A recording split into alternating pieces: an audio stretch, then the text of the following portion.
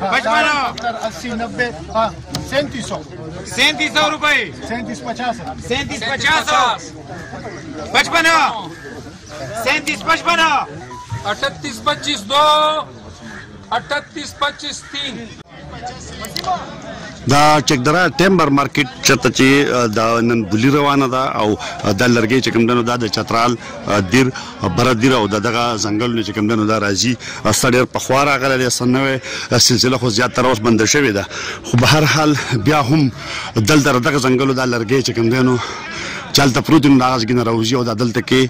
خرسيږي دلته د ټیمبر چې کوم ټیکداران دي هغه د اخلي د بولای په ذریعہ باندې سرکار د ترتنول سریټي خو د کیږي هغه د بولای په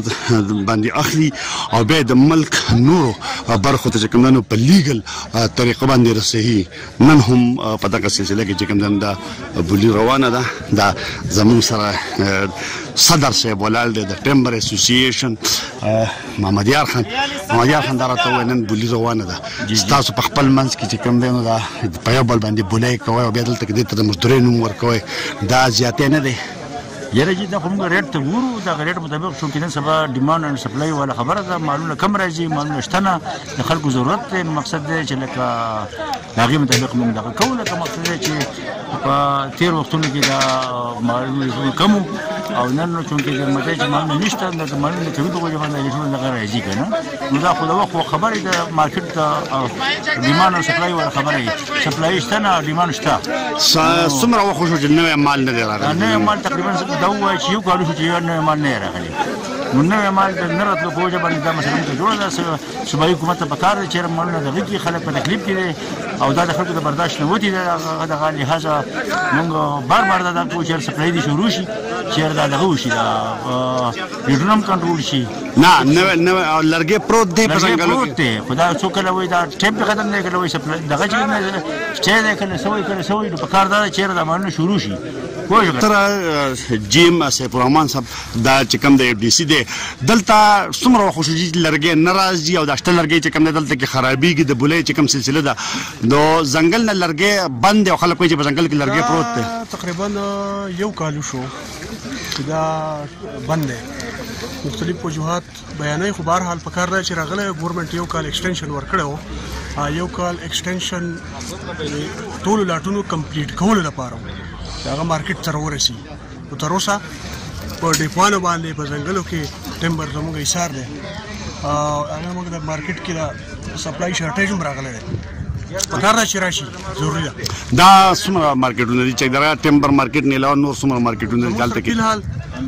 فنکشنل مارکیټ صرف دا چکدره ده دویم مارکیټ زموږ ګوراباد کې دی او هلته کې د 2019 راځي سپلای نشته هلته هم نشته او دلته هم نشته او لرګي په ځنګل کې پروت تاسو له ضرورت ټول اجازه نه درکې نو مختلف وجوهات دي څه د کانټراکټر مسلې دي څه هلته ډپارټمنټ سره مسلې دي ایکسټنشن پیسونه د هغې مسلې دي څه د پاره ډیوټانو مسلې دي نو د هغې په وجه باندې جی دا سیف الرحمن خان نن سمو د مخکې چې کوم دا لرګي ډېر ارزان دغه کې خو اوس د سیف الرحمن صاحب چې کله نه راغلی دی نو داسې څه پرمغې کې د ځنګل مالکان هم خوشحاله او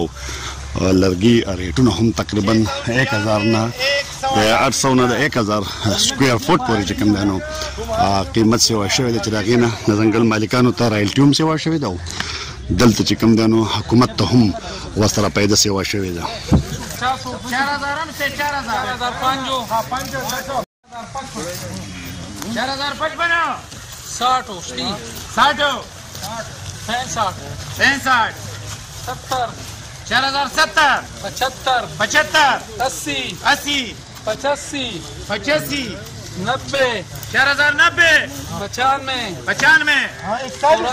4100 रुपए بهرحال د سپلای او ډیماند په منځ کې چې کوم فرق دی نو هغه هم د لرګي د قیمت سیوا کولو سبب دی